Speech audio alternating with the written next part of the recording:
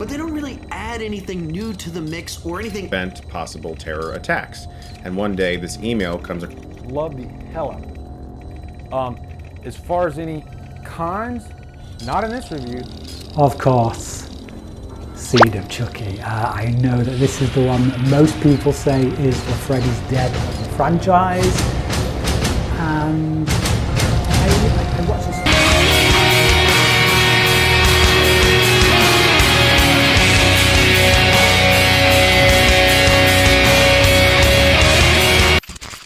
So Terminator 2 Judgment Day tells the story of a T-800 once again sent back through time, this time to protect the young John Connor as he faces an upgraded model. Welcome back to the Terminator reviews, everybody. Like the first one, this one is going to be in conjunction with Sean Chandler at Sean Chandler Talks About. So if you guys have not already, go over to his channel. The link will be down below. His videos dropping the same exact time as mine, as well as my buddy Durban from Durbania. Didn't even realize that he was doing this, but time lined up a bit, and all of us are going to be doing this together, so please check out him as well, which also will have a link down below, and see all three of our thoughts on the Terminator franchise as we go forward. These are going to be dropping every single week on Tuesday in the month of October, leading up to the release of Terminator Dark Fate, and we are at Terminator 2 Judgment Day. One of my favorite films of all time. There was only a select few movies whenever my dad had his VHS collection back when I was a young little tyke that I would constantly rewind and rewatch and wear that tape out. One of them was Lost Boys, the other one was take a pick of any Freddy movie, and the third one was Terminator 2 Judgment Day. Watched it constantly. It was one of my favorite movies growing up, still is one of my favorite movies as an adult, and if I was to do like a top 10 films of all time, I would be shocked if I had to leave Terminator 2 off of that list. That is how much I love this film. Not to color my review already, but spoiler alert, this movie's the shit. So in this sequel, they up the ante, they up the action, they up the budget, and they kind of take the concept of the first Terminator movie and turn it on its head a bit, because you still have a Terminator that's as a threat, which I will get into the T-1000 because that's one of the best parts of this sequel, but Arnie is back as the T-800, but not to kill John Connor, not to kill Sarah Connor, but to protect John Connor. And that is the first positive of this movie, is the fact that they were able to take that concept and the setup of the first movie, flip it on its head, and tell a completely different story utilizing that same little bag of tricks. Come with me if you want to live. And it kind of shows a different side of Arnold Schwarzenegger's performance too, because he's not like this evil Jason Voorhees-esque slasher villain like he was in the first movie, where he's just this unstoppable killing machine and his bulk and his brawn just kind of adds to how unstoppable he is. This, you get to see a lot more of the heart of the Terminator, if you will. This is one where you get to explore a lot more of the humanity of the machine, which was not a concept that they explored at all in the first one. In fact, quite the opposite. It was about how this thing has no humanity and no sympathy, and it can't be bargained with, and it's never going to stop. You get to this, and the T-1000 is sent back to kill John Connor, but the T-800 is sent back to protect him and almost becomes like this father figure. And it's the exploration of that relationship that really kind of makes this movie stand on its own, much like how the romance between Kyle Reese and Sarah Connor was the big standout in the first one. This one, it's that father-son dynamic of young John Connor and the T-800, a kid that grew up without a father because his father died in the first movie, never really had a father figure, has been on his own most of his life because his mom's been, for the right reasons, a little fucked in the head.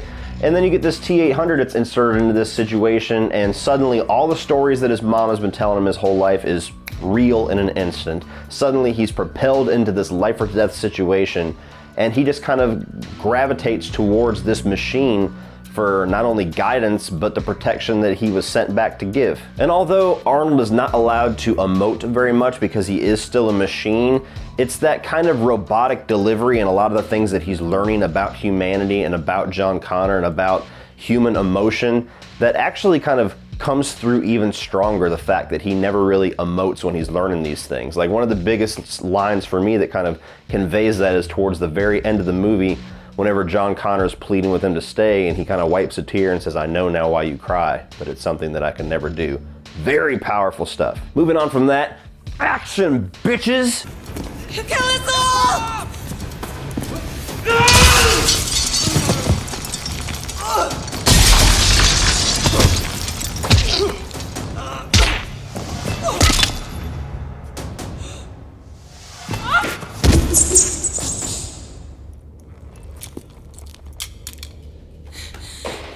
Terminator 2 is one of the greatest action movies of all time. This thing is like action set piece after action set piece after action set piece. I mean, just go through the plot of this movie. You get the action scene right away in the beginning of this film in the bar, then you have the confrontation at the mall, then you have the highway chase, then you have the Pescadero escape, then you have the whole thing with Miles Dyson, the whole attack on him, then the whole attack on Cyberdyne, then the escape from Cyberdyne, then the steel plant. It's like over and over and over, this thing just gets bigger and grander and more badass. And this movie, like, pacing, flawless. And for an action film, that is one of those things that they really need to nail if they're gonna keep up the level of excitement that an action film is supposed to deliver. Terminator 2 does it in spades. It's oftentimes, I would say, this is like the gold standard of how you would want to create your action film. To keep these action set pieces bigger, better, keep them fresh, but keep that pace going through the entire time. Flawless.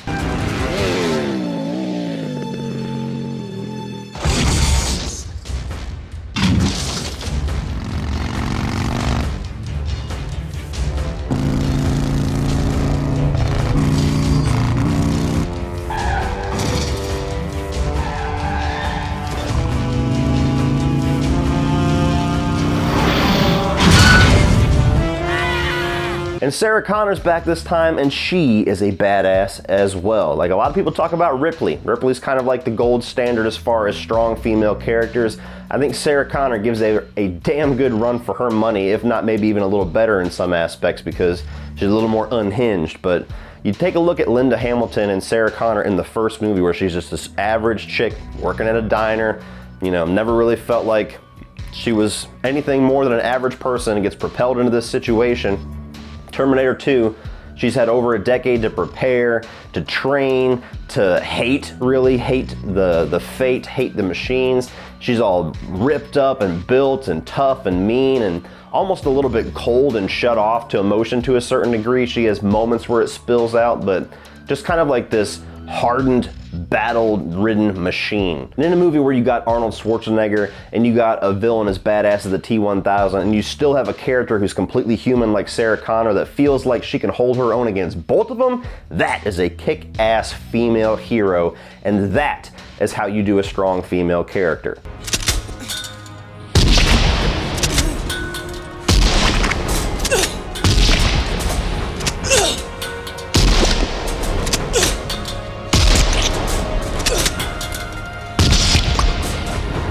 And I do have to give kudos to Edward Furlong in this film, because to me, this is the only portrayal of John Connor that I have ever liked. You're gonna hear that a lot in the negative section in all the films to follow. One of the biggest things that annoys the piss out of me about this franchise is that they constantly change actors, change directions, change tones with the character of John Connor, who's supposed to be the center of this entire story. It's all about him and his survival and his destiny.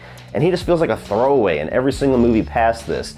But getting back to Edward Furlong, he nails the young attitude of this character. He feels a little bit, you know, rough around the edges, a little bit of that rebel against society kind of thing. And you could see how this young kid could grow up and be that badass military leader that leads humanity to their victory. And it all comes through with Edward Furlong and his attitude that he portrays with this kid. But not attitude to the point where you don't like him. You still like the kid. You laugh at how kind of a little shit that he is sometimes, like whenever he calls the people for help and the two jocks come over to help him, and then he turns around and fucks him over and lets the T-800 beat the shit out of them. Like, stuff like that. He's kind of a dickhead, but you still like him because of that personality. And this might be the best that Edward Furlong ever was. You know, American History X was great too, but this is the role I think he'll always be remembered for. And now we are at the villain, the T-1000. And also, to give you a preview of my reviews to come, this is the greatest villain that we have ever gotten in the Terminator franchise. Yes, I will even put him above Arnold in the first movie, as much as I love him and as much as I love that first film, because the T-1000 takes everything that was great about the T-800 in the first movie, but kind of flips it on its head again, where it's not brawn and bulk and just this physically intimidating presence. The T-1000 is frail. He's very skinny. Like, Robert Patrick was a small guy. He does not come across as this visually intimidating presence at all. Like, when he first comes in, he gets dressed up as a cop, and that's what he kind of portrays himself as for the first half or so of the movie, and he just looks like an average cop. That's exactly what he looks like. Kind of like how Kyle Reese was just an average guy for the most part. But what's great about the T-1000 is that it's that shut off, like, sinister coldness, like that lack of emotion, that lack of personality that the Terminators are known for, and that's certainly the dark side of the coin as far as the difference between Arnold's performance in this and then you go to Robert Patrick's. It's that lack of emotion, that sternness, that determination that I'm gonna kill these people no matter what, added in with all of the upgrades of the T-1000 and the visual flair that they use in the special effects that still hold up today. Every damn Terminator movie past this tries to up the T-1000, tries to add more special effects, tries to add more upgrades, and not a single one of them has come through with the level of success that the T-1000 did. Think about that. Effects from the very early 90s hold up better than effects from 4 or 5 years ago. Just the creativity in that upgrade of the T-1000, going from something that's metal endoskeleton with living tissue over it, this is literally a metal shapeshifter that can melt onto the floor, that can mimic any single person that it touches, any object that it touches, stabbing weapons to just shoot across the room and stab people. Like, you go from the very gun-heavy threat of the first film with Arnold having, you know, the Uzi 9mm and stuff like that, and then you get into T2, and this guy's just stabbing motherfuckers. Like, he gets guns every once in a while, but he can just walk through and just slice necks the whole time. He's a totally self-contained killing machine and a totally self-contained weapon all in himself. That is badass shit. Oh, and something that I kind of notated in my first review but didn't really speak on so much, that shame on me, I should have spoke on a little bit more, but definitely needs to be spoken about now, is the score. Everything that was great about the score in the original film is so much better in Terminator 2. This is the best version of the Terminator 2, or the Terminator score, that you are going to hear in this franchise. The way that they've kind of upped the production quality of it, all of the different, like, themes that you get, like whenever Arnold pulls up in a motorcycle, you get a certain theme. Whenever the T-1000 pulls up, you get a certain theme. You get that classic Terminator, dun dun dun dun. All of the themes, all of the score that goes throughout this entire film not only adds to every single scene, adds to every single character, gives it its own little audio flair and its own little flavor every single time that they're on screen. It just enhances how much more badass this movie is. It enhances the action, enhances the drama, enhances the little bit of comedy in this, which we need to talk about that too, because there wasn't a whole lot of comedy in the first film, but you get to Terminator 2, and they do insert a little bit of comedy in there, mostly with the interaction between John Connor and the Terminator. Whenever he's teaching him certain phrases like "Hasta la vista, baby," or whenever he says "don't kill anybody," and he just takes out dude's knees and he's like, "he'll live." Little subtle things like that to where you get a chuckle, it breaks up the action, it breaks up the horror of the situation a bit, and, you know, kind of loosens the audience up, but it never devolves itself into being overly comedic. I'm looking at you, Rise of the Machines. All building itself to one of my favorite movie endings of all time. Not only because it just, that pace and that ratcheting action that goes throughout the entire runtime just comes to a perfect little crescendo in this steel plant, but I love the fact that you get down to the top three, or the main three characters, where you have Sarah Connor, the Terminator, and John Connor, where John Connor has been very, like, accepting and loving towards this Terminator pretty much the entire film. Sarah Connor's been shut off and reserved and a little bit untrusting, well, a lot of it untrusting of this T-800 for the majority of the runtime. And they had this really nice moment with each other where they finally have killed the T-1000. They've reigned victorious over this situation. John Connor has lived, Sarah Connor has lived. They throw in the evidence from the first Terminator, getting rid of all of the data and the models that they were using at Cyberdyne to eventually create Skynet.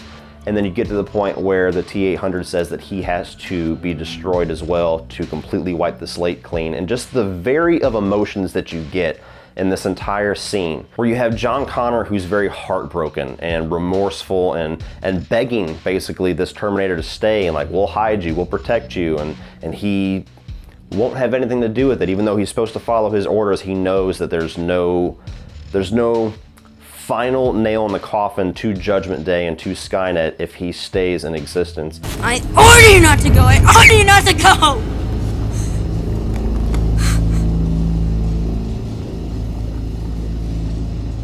I know now why you cry. But it's something I can never do.